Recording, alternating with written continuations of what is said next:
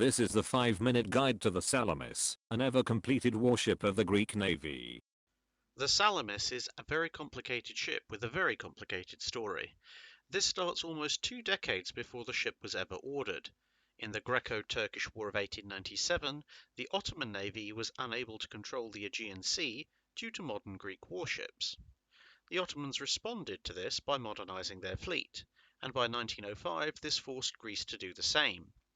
The small Hydra-class ironclads were no longer fast enough nor heavily armed enough to be an effective frontline force. In 1908, the first design of new battleship was proposed.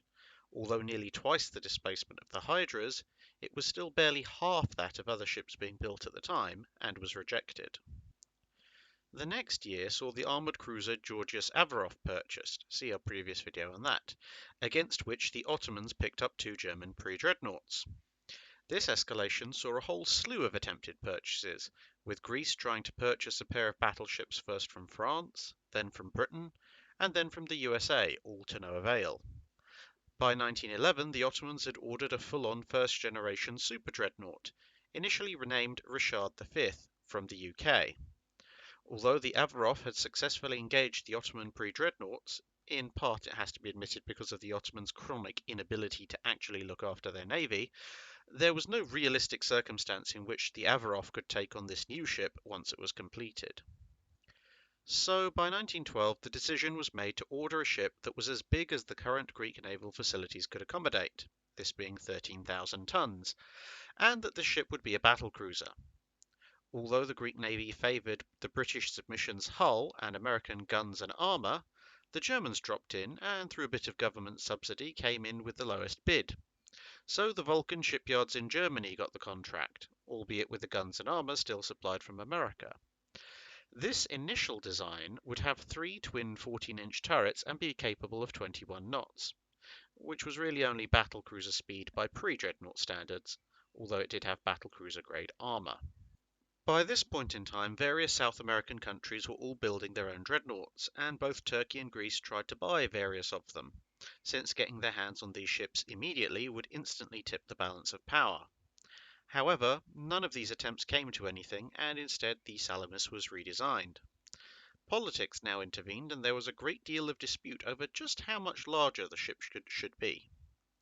Thanks to some rather shady political strategy, the final design came out at 19,500 tons displacement, with a 23-knot speed and an armament of 4 twin 14-inch guns in 2 pairs of super-firing turrets, 12 single 6-inch guns in casemates, 12 single 3-inch guns, and 5 torpedo tubes rounded out the armament.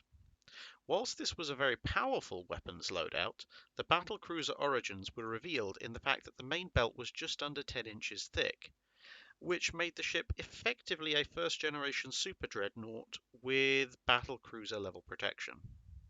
The guns, as we said, were American and would be the same as those found on the American New York, Nevada, and Pennsylvania class battleships. And with these details settled, the ship was laid down in July 1913. At this point, however, the Brazilians put the Rio de Janeiro up for sale, and suddenly both sides were, you guessed it, trying to buy it, with the Ottomans ultimately winning that bid. This posed a bit of a problem, as both Ottoman dreadnoughts would now be ready before the Salamis, and together they would definitely outgun her. Slightly panicked by this, Greece ordered 2 new dreadnoughts based on the French Britannia class, and finally managed to purchase foreign battleships. Unfortunately, these were the pre-Dreadnoughts Mississippi and Idaho, which was probably a mistake, as these ships were pretty much the bottom of the class of their generation of pre-Dreadnoughts even when they'd been built, and combined their cost was actually about as much as an actually useful dreadnought would have been. The whole situation came to a bit of a head as the First World War broke out. The first thing that happened was that both Ottoman dreadnoughts were seized by the British and put in Royal Navy service as the Erin and Agincourt, which I'm sure was the cause of quite a bit of amusement in Greece. Unfortunately, the British blockade of Germany meant that even though their ship launched in November 1914, there was no way of actually arming it since the guns were in America and the manufacturers for some reason decided they weren't going to send them to Greece. Those guns eventually ended up being sold to Britain, which promptly added them to the spare gun collection and eventually built an entire class of monitors around them. For a long while, the British thought the Germans might complete the ship using their own guns. But when it failed to show up at the Battle of Jutland, they finally noticed the reports that pointed out rather sensibly that Germany didn't actually have any guns or turrets suitable for use on this ship.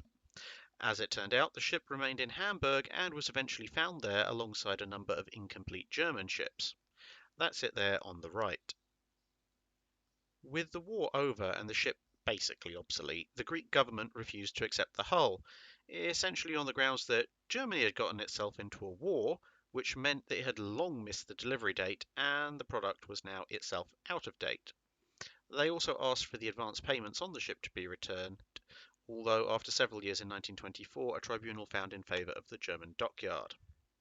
Salamis almost got a second chance at life, though. In the late 1920s, the ex-Goeben was about to come back into service, and it was pointed out that a modernised Salamis would be superior to the ex-German, now Turkish, ship. However, arguments over whether it would be better to buy a mixed force of destroyers, submarines, and naval attack aircraft instead persisted long enough for the Great Depression to hit, and ultimately the hull was broken up in Bremen in 1932 without ever reaching Greece. That's it for this video. Thanks for watching. If you have a comment or suggestion for a ship to review, let us know in the comments below.